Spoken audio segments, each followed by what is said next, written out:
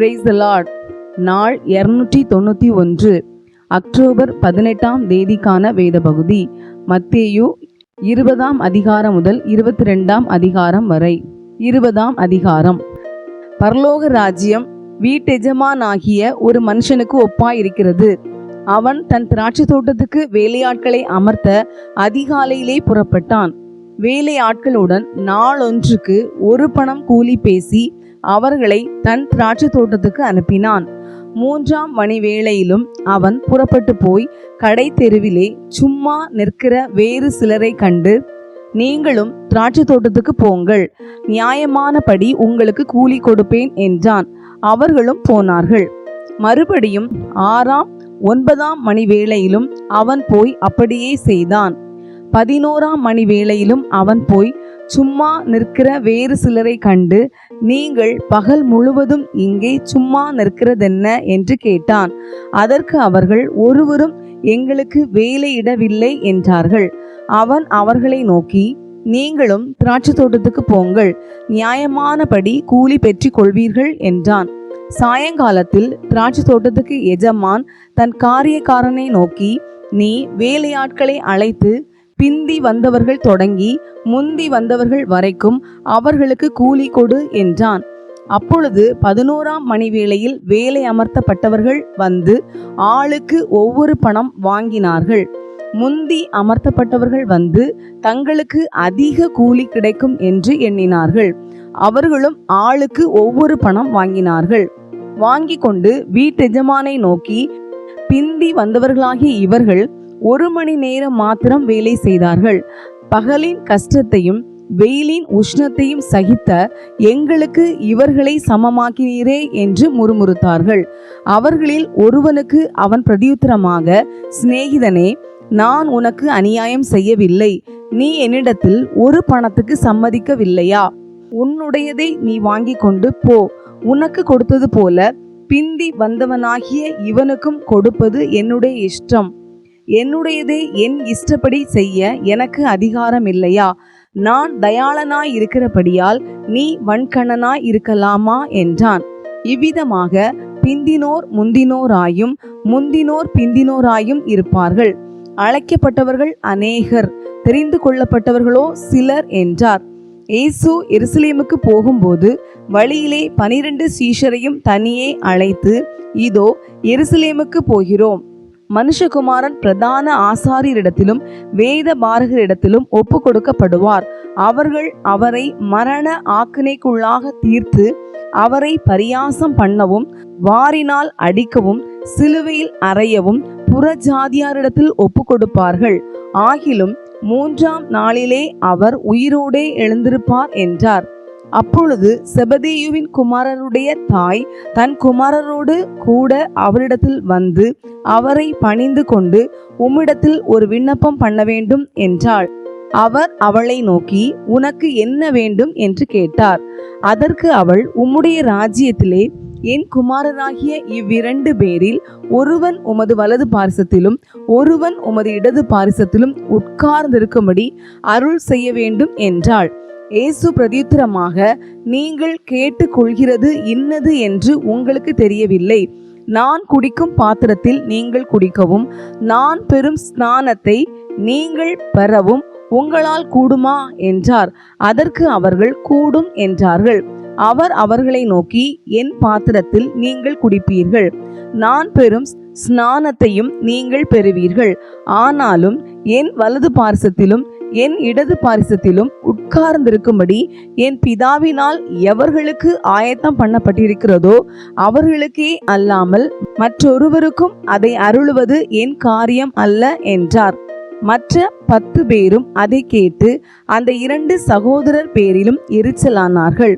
அப்பொழுது இயேசு அவர்களை கிட்ட வர செய்து, புறஜாதியாருடைய அதிகாரிகள் அவர்களை இருமாப்பாய் ஆளுகிறார்கள் என்றும் பெரியவர்கள் அவர்கள் மேல் கடினமாய் அதிகாரம் செலுத்துகிறார்கள் என்றும் நீங்கள் அறிந்திருக்கிறீர்கள்.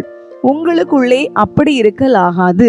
உங்களில் எவனாகிலும் பெரியவனாய் இருக்க விரும்பினால் அவன் உங்களுக்கு பணிவிடைக்காரனாய் இருக்க கடவன். உங்களில் எவனாகிலும் முதன்மையானவனாய் இருக்க விரும்பினால் அவன் உங்களுக்கு ஊழியக்காரனாய் இருக்க கடவன்.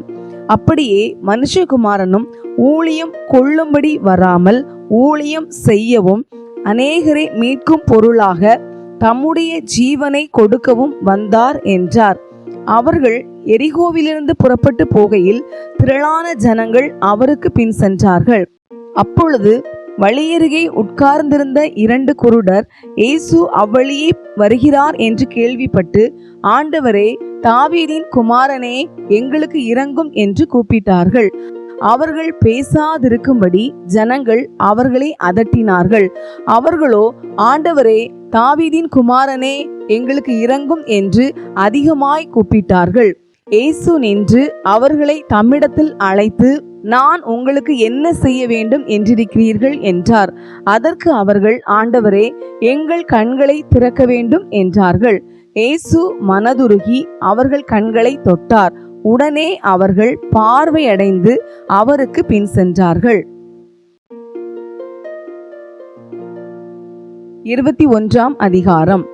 அவர்கள் எருசலேமுக்கு சமீபமாய் சேர்ந்து ஒலிவமலைக்கு அருகான பெத்பகேயுக்கு வந்தபோது இயேசுவானவர் சீஷரில் 2 பேரை நோக்கி, உங்களுக்கு எதிரே இருக்கிற கிராமத்துக்கு போங்கள்.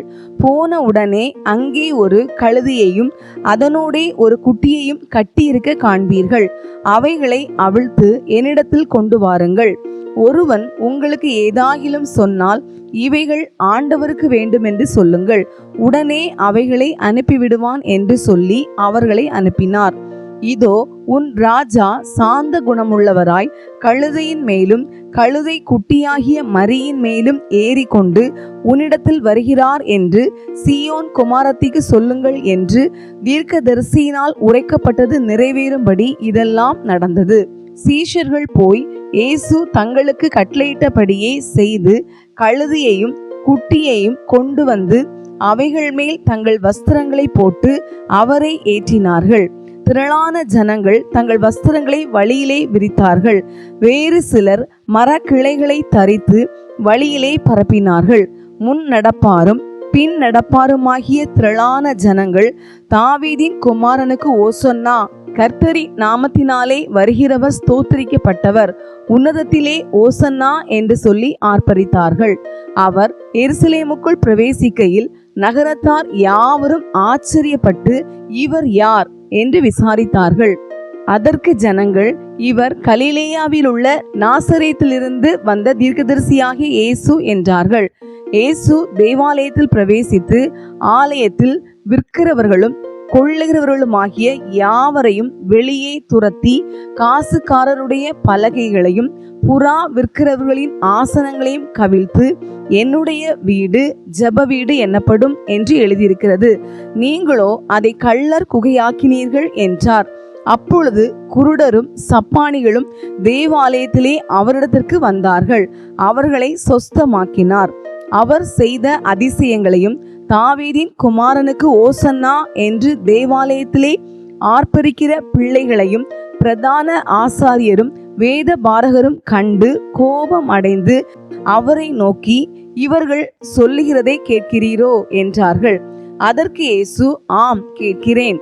குழந்தைகளுடைய வாயினாலும் பாலகருடைய வாயினாலும் துதி உண்டாகும்படி செய்தீர் என்பதை நீங்கள் ஒரு காலம் வாசிக்கவில்லையா என்றார். அவர்களை விட்டு நகரத்திலிருந்து புறப்பட்டு பெத்தானியாவுக்கு போய் அங்கே ராத்தங்கினார். காலையிலே அவர் நகரத்துக்கு திரும்பி வருகையில் அவருக்கு பசி உண்டாயிற்று. அப்பொழுது வழியருகே ஒரு அத்திமரத்தை கண்டு அதனிடத்தில் போய் அதிலே இலைகளே அன்றி வேறொன்றையும் காணாமல், இனி ஒரு காலம் உன்னிடத்தில் கனி உண்டாகாதிருக்க கடவது என்றார். உடனே அத்திமரம் பட்டு போயிற்று. சீஷர்கள் அதை கண்டு, இந்த அத்திமரம் எத்தனை சீக்கிரமாய் பட்டு போயிற்று என்று சொல்லி ஆச்சரியப்பட்டார்கள். இயேசு அவர்களை நோக்கி, நீங்கள் சந்தேகப்படாமல் விசுவாசம் உள்ளவர்களாய் இருந்தால் இந்த அத்திமரத்திற்கு செய்ததை நீங்கள் செய்வதும் அல்லாமல், இந்த மலையை பார்த்து நீ பெயர்ந்து சமுத்திரத்திலே தள்ளுண்டு போ என்று சொன்னாலும் அப்படி ஆகும் என்று மெய்யாகவே உங்களுக்கு சொல்லுகிறேன். மேலும் நீங்கள் விசுவாசம் உள்ளவர்களாய் ஜெபத்திலே எவைகளை கேட்பீர்களோ அவைகளையெல்லாம் பெறுவீர்கள் என்றார். அவர் தேவாலயத்தில் வந்து உபதேசம் பண்ணுகையில் பிரதான ஆசாரியரும் ஜனத்தின் மூப்பரும் அவரிடத்தில் வந்து, நீர் எந்த அதிகாரத்தினால் இவைகளை செய்கிறீர்? இந்த அதிகாரத்தை உமக்கு கொடுத்தவர் யார் என்று கேட்டார்கள். இயேசு பிரதியுத்தரமாக, நானும் உங்களிடத்தில் ஒரு காரியத்தை கேட்கிறேன், அதை எனக்கு சொல்லுவீர்கள் ஆனால் நானும் இன்ன அதிகாரத்தினாலே இவைகளை செய்கிறேன் என்று உங்களுக்கு சொல்லுவேன். யோவான் கொடுத்த ஸ்நானம் தேவனால் உண்டாயிற்றோ மனுஷரால் உண்டாயிற்றோ யாரால் உண்டாயிற்று என்று கேட்டார். அதற்கு அவர்கள், தேவனால் உண்டாயிற்றென்று சொல்வோமானால் பின்னே ஏன் அவரை விசுவாசிக்கவில்லை என்று நம்மை கேட்பார். மனுஷரால் உண்டாயிற்றென்று சொல்வோமானால் ஜனங்களுக்கு பயப்படுகிறோம், எல்லாரும் யோவானை தீர்க்கதரிசி என்று எண்ணுகிறார்களே என்று தங்களுக்குள்ளே ஆலோசனை பண்ணி இயேசுவுக்கு பிரதியுத்தரமாக, எங்களுக்கு தெரியாது என்றார்கள். அப்பொழுது அவர், நானும் இன்ன அதிகாரத்தினால் இவைகளை செய்கிறேன் என்று உங்களுக்கு சொல்லேன் என்றார். ஆயினும் உங்களுக்கு எப்படி தோன்றுகிறது? ஒரு மனுஷனுக்கு 2 குமாரர் இருந்தார்கள். மூத்தவனிடத்தில் அவன் வந்து, மகனே, நீ போய் இன்றைக்கு என் திராட்சை தோட்டத்தில் வேலை செய் என்றான். அதற்கு அவன் மாட்டேன் என்றான். ஆகிலும் பின்பு அவன் மனஸ்தாபப்பட்டு போனான். இளையவனிடத்திலும் அவன் வந்து அப்படியே சொன்னான். அதற்கு அவன், போகிறேன் ஐயா என்று சொல்லியும் போகவில்லை. இவ்விருவரில் எவன் தகப்பனுடைய சித்தத்தின்படி செய்தவன் என்று கேட்டார். அதற்கு அவர்கள், மூத்தவன்தான் என்றார்கள்.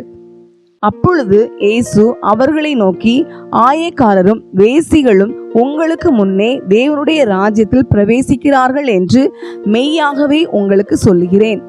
ஏனென்றால் யோவான் நீதி மார்க்கமாய் உங்களிடத்தில் வந்திருந்தும் நீங்கள் அவனை விசுவாசிக்கவில்லை. ஆயக்காரரும் வேசிகளுமோ அவனை விசுவாசித்தார்கள்.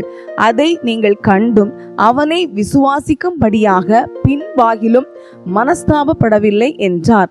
வேறொரு உவமையை கேளுங்கள். வீட்டெஜமானாகிய ஒரு மனுஷன் இருந்தான். அவன் ஒரு திராட்சை தோட்டத்தை உண்டாக்கி அதை சுற்றிலும் வேலி அடைத்து அதில் ஒரு ஆலையை நாட்டி கோபுரத்தையும் கட்டி தோட்டக்காரருக்கு அதை குத்தகையாக விட்டு புற தேசத்துக்கு போயிருந்தான். கனி காலம் சமீபித்த போது அதன் கனிகளை வாங்கி கொண்டு வரும்படி தன் ஊழியக்காரரை தோட்டக்காரரிடத்தில் அனுப்பினான். தோட்டக்காரர் அந்த ஊழியக்காரரை பிடித்து ஒருவனை அடித்து ஒருவனை கொலை செய்து ஒருவனை கல்லெறிந்து கொன்றார்கள். பின்னும் அவன் முந்தினவர்களிலும் அதிகமான வேறே ஊழியக்காரரை அனுப்பினான். அவர்களையும் அப்படியே செய்தார்கள். கடைசியிலே அவன், என் குமாரனுக்கு அஞ்சுவார்கள் என்று சொல்லி தன் குமாரனை அவர்களிடத்தில் அனுப்பினான். தோட்டக்காரர் குமாரனை கண்டபோது, இவன் சுதந்திரவாளி, இவனை கொன்று இவன் சுதந்திரத்தை கட்டிக்கொள்வோம் வாருங்கள் என்று ஒருவரோடொருவர் சொல்லிக் கொண்டு அவனை பிடித்து திராட்சை தோட்டத்திற்கு புறம்பே தள்ளி கொலை செய்தார்கள். அப்படி இருக்க திராட்சை தோட்டத்தின் எஜமான் வரும்போது அந்த தோட்டக்காரரை என்ன செய்வான் என்று கேட்டார். அதற்கு அவர்கள், அந்த கொடியரை கொடுமையாய் அழித்து ஏற்ற காலங்களில் தனக்கு கனிகளை கொடுக்கத்தக்க வேறே தோட்டக்காரரிடத்தில் திராட்சை தோட்டத்தை குத்தகையாக கொடுப்பான் என்றார்கள். இயேசு அவர்களை நோக்கி, வீடு கட்டுகிறவர்கள் ஆகாதென்று தள்ளின கல்லே மூளைக்கு தலைக்கல் ஆயிற்று. அது கர்த்தராலே ஆயிற்று. அது நம்முடைய கண்களுக்கு ஆச்சரியமா இருக்கிறது என்று நீங்கள் வேதத்தில் ஒரு காலம் வாசிக்கவில்லையா? ஆகையால் தேவனுடைய ராஜ்யம் உங்களிடத்திலிருந்து நீக்கப்பட்டு அதற்கேற்ற கனிகளை தருகிற ஜனங்களுக்கு கொடுக்கப்படும். இந்த கல்லின் மேல் விழுகிறவன் நொறுங்கி போவான். இது எவன் மேல் விழுமோ அவனை நசுக்கி போடும் என்று நான் உங்களுக்கு சொல்லுகிறேன் என்றார்.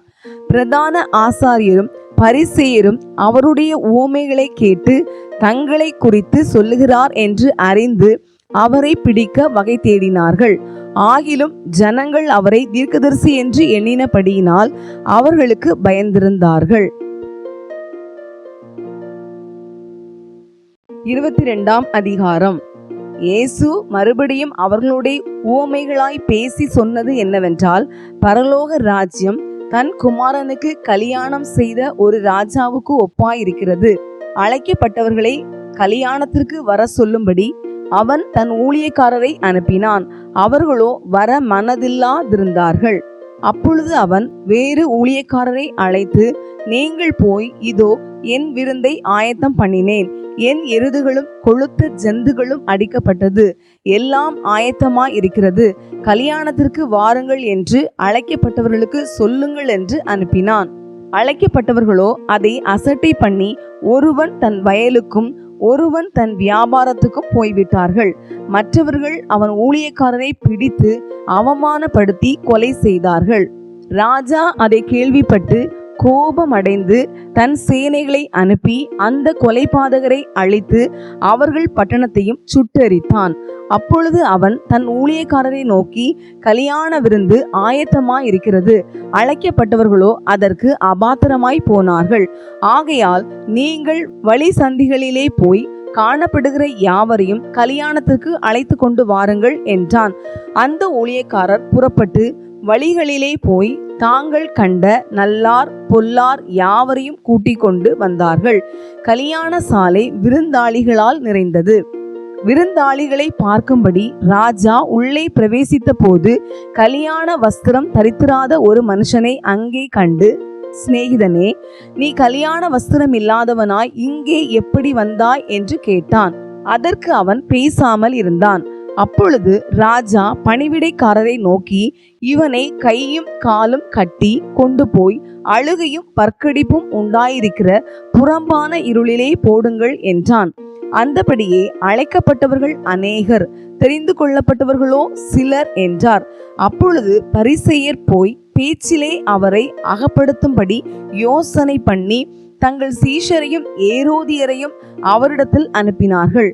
அவர்கள் வந்து, போதகரே, நீர் சத்தியம் உள்ளவர் என்றும் தேவனுடைய மார்க்கத்தை சத்தியமாய் போதிக்கிறவர் என்றும் நீர் முகதாட்சணியம் இல்லாதவராகையால் எவனை குறித்தும் உமக்கு கவலை இல்லை என்றும் அறிந்திருக்கிறோம். ஆதலால் உமக்கு எப்படி தோன்றுகிறது? ராயனுக்கு வரி கொடுக்கிறது நியாயமோ அல்லவோ? அதை எங்களுக்கு சொல்லும் என்று கேட்டார்கள். இயேசு அவர்கள் துர்க்குணத்தை அறிந்து, மாயக்காரரே, நீங்கள் என்னை ஏன் சோதிக்கிறீர்கள்? வரி காசை எனக்கு காண்பியுங்கள் என்றார். அவர்கள் ஒரு பணத்தை அவரிடத்தில் கொண்டு வந்தார்கள். அப்பொழுது அவர், இந்த சுரூபமும் மேலெழுத்தும் யாருடையது என்று கேட்டார். ராயனுடையது என்றார்கள்.